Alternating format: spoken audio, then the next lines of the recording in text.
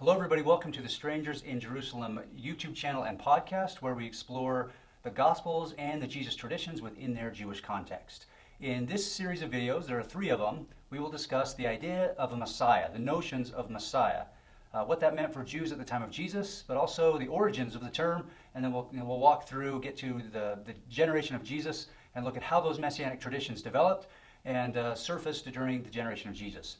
In this first video, we will look at just the origins of those messianic ideas in the Hebrew Scriptures, and then in the second video, we'll get into the age of Jesus, the generation of Jesus, and look at how Jews were writing about the Messiah. And then in the third video, we will bring in Jesus and discuss the context in the Gospels. So follow me, let's go to Jerusalem.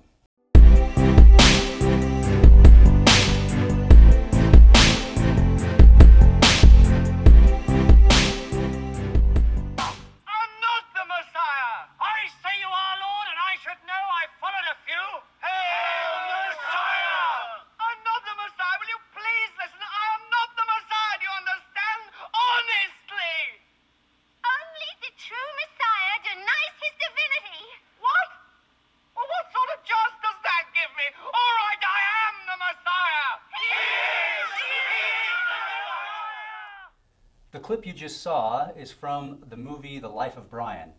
You noticed, so this is just a funny movie, but what this movie is, this is Monty Python. My students like this, I show this video, my students get a kick out of it, but what it's showing is that this guy named Brian was born in the stable next to Jesus, and at the beginning of the movie, the Magi, the 3 wise men come to the stable, to Brian's stable, confusing him with Jesus, and they call him the Messiah, and they confuse everybody. And so for the rest of Brian's life, he is confused with Jesus, and people follow him as he's the Messiah. So he's saying, no, I'm not the Messiah. So that's just a funny clip, but the question that this raises through this clip is, why were people looking for a Messiah, specifically a Messiah? Why were they following him, and what were they trying to do, or him, not just Brian, but any messianic figure as portrayed through Brian, through that movie? What were they looking for? Let's start by looking back at the Hebrew Bible in the origins of the Messiah. So according to the New Testament, first century followers of Jesus referred to him, among other terms, lots of different terms, but they referred to him as Messiah, Son of God, Son of David, Son of Man, but also his adjudicators referred to him mockingly as King of the Jews. For many Christians today, these terms typically refer to a divine being who came in human form to provide salvation to humanity.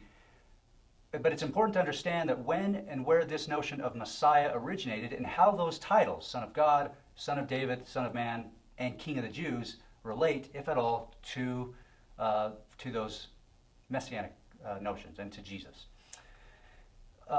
Messianism, as we call it, these notions of Messiah among Jews in the first centuries BC and AD is rooted in the ideology of kingship of earlier Israelite eras, so in the Old Testament. The primary leaders in ancient Israel, particularly priests and kings, were anointed with oil at their coronation, or like in the case of priests, when they stepped into their position. The Hebrew Bible, or Old Testament, is chock full of references to the anointing of Israelite kings, usually by prophets. Israelite kings were frequently called the Lord's Anointed or the Lord's Messiah in Hebrew, and then in Greek it would be the Lord's Christ. So that's the title that would be used.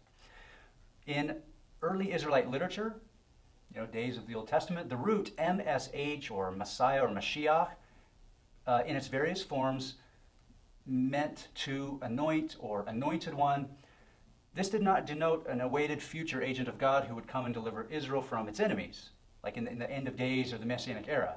Instead, anointed ones, that term, anointed one, were simply, it was a term that was referred to the Israelite kings. And during certain time periods, priests. So even though non-Israelite king, like Cyrus of Persia, was called his anointed. So even he was called his anointed. This is the only reference to this title in the book of Isaiah, referring to a king, even in this case, a Gentile king. The Israelite king was not only a Messiah, but a son of God. That term, son of God. So surrounding ancient Near Eastern cultures, those of Canaan, Egypt, Mesopotamia, and Ugarit, influenced Israelite conceptions of kingship. The ancient Near Eastern kings were thought of by their people, by their constituents, to be divine, and specifically referred to as sons of God. For example, in Assyria and Egypt, kings were thought to have attained divine status at or before birth. So there's one passage where there's one example we have where the king of Egypt in the 8th century, so this is during the time of Isaiah, he referred to himself as, here's what he says: I am he who was fashioned in the womb and created in the divine egg, the seed of the God being in me. So he says, flat out, I am of the divine race. I'm part God. In contrast, Hittite and Canaanite kings were believed to attain godhood at death. So, like those of their neighboring nations, Israelite texts describe the king in relation to deity. So it's the same in Israelite literature. We don't know if they thought that the king was divine or just closely associated with the divine, but it's clear that they are. In many Near Eastern nations, the gods and the kings were associated with shepherd imagery. So, for example, in Egypt, the king was called the Good Shepherd. In Samaria, the king was called Noble Shepherd. Hittite texts talk about their king as the shepherd of mankind, and also Assyrian texts refer to the king as a wise shepherd. So the shepherd imagery throughout the ancient Near East referred to kings. So in Israelite literature, just as God was identified as a shepherd of Israel, so too was the king. This God-king rhetoric in Israelite texts seems to be most salient in the book of in the Psalms. Both Jehovah and King David, for example, will rule the sea. This is Psalm 89. Both of them will rule the sea. The enemies of both Jehovah and David will be scattered in Psalm 89. But more explicitly, King David is Yahweh's begotten son in Psalm 2 and his firstborn in Psalm 89. And he will sit at God's right hand in Psalm 110. So who does that sound like? My begotten son, my firstborn son, the king will sit at God's right hand. I mean, that sounds like Jesus, as according to the Gospels in later early Christian texts. The notion that the Israelite kings were both messiahs, anointed ones, and sons of God shaped views of the Messiah for later Jews. It seems that during the heyday of the monarchy, Saul, David, Solomon, this time period, early Israelites tended to describe the king in terms that suggested divinity in some sense, or at least very close association with deity. Scholars are unsure exactly how the people viewed this, whether it was actually divine or some sort of a metaphorical language. Regardless of whether Israelites viewed their king as literal or metaphorical sons of God, we do know that Jews, after the exile to Babylon, interpreted the kingship passages in different ways, lots of different ways. And what this did is it led to a multiplicity of messianic expectations in the age of Jesus. Another title, so we have Mashiach and Christ, those terms meaning anointed one. Another title related to the word Messiah is the Son of David. So although in ancient Israel the title anointed one was generally associated with kings, it was primarily used in relation to the Davidic dynasty of the southern kingdom of Judah. So for example, in 2 Samuel 7, God covenanted with David. He did this through Nathan, but he covenanted with David that his offspring will be God's son in verse 14. And part of that covenant stated that the establishment of an everlasting throne and kingdom will be carried out by one of David's descendants. This idealized Davidic dynasty continues through the prophetic books of the Old Testament, but it intensifies either when the nation is threatened by foreign enemies or when the throne is not held by a Davidic king. So for example, Isaiah speaks of a future king who will have authority to bring endless peace to the throne and kingdom of David. This is in Isaiah 9, verses 6 and 7. Hosea, the prophet Hosea, also prophesies that although for a time Israel will be without a king, he says, God will eventually restore the Davidic line to the throne. And you can read about this in several prophets, Hosea 3, Amos 9:11, Isaiah 55, and Jeremiah 23. Also the book of Ezekiel. In that book, Ezekiel predicts that during the exile, after the Davidic king had been dethroned, David will again be Israel's shepherd, is what he says in Ezekiel 34 and chapter 37. So we can see how we can trace how this is developing throughout the time period. But as we move along in the history, after Persia, so you had the Assyrians conquer Israel, then you had the Babylonians, then the Persians. After Persia conquered Babylonia, King Cyrus permitted Jews to return to Judea in 538 BC. However, he did not allow them to reestablish an autonomous state. They couldn't govern themselves. Jews were therefore kingless, and not only during the Persian rule, but also during the Hellenistic or Greek domination of the region. So this time period, the period of the Persian rule and Greek rule, this is a period of 400 years from 539 to 142 BCE or BC. It seems that during this time period, it seems that there was a reduced emphasis on the royal messianic figure who would restore Israel during most of its 400-year span. The language, what we see during this time period is that the language once associated with Israel's kings in times past, like anointed one or son of God, these terms were transferred to the high priest, who was the head of the Jewish people. And the reason why the high priest was the head of Jewish people is because Jews did not have a king. They were subjected to the Greek kings and the Persian kings. But what we see is that during this 400-year span, messianic expectations shifted. And this is illustrated in the book of Daniel. Here, in this book, we encounter a new messianic title. So before we had Messiah or Mashiach, we had Christ, we had the Son of David, but now we get a new term, the Son of Man. This term comes from the Hebrew Ben Adam, son of a human, and the Aramaic Bar Enosh, also son of a human. So both of these terms mean a person or a human being. That's what they mean. The prophet Ezekiel, for example, is called a human being or son of man almost 100 times in the book of Ezekiel. So an angel comes and says, human being, human, right, son of man. That's what this term means. According to most scholars, the book of Daniel was produced in the early 2nd century BC, so we're talking 100 to 150 years before Jesus. And this is concurrent with the Greek persecutions of the Jews in between 175 and 64. In this book of Daniel, the author describes Daniel seeing a vision of 4 great beasts, which are believed to be to represent Babylonia, Media, Persia, and Greece. Daniel then sees the Ancient of Days on a throne with another figure alongside. So he sees 2 sort of divine figures. And together, these figures will defeat and judge these nations. So here's what it says in Daniel 7. This is verses 13 and 14. I saw in the night visions, and beheld, one like the Son of Man came with the clouds of heaven, and came to the Ancient of Days, and they brought him near before him.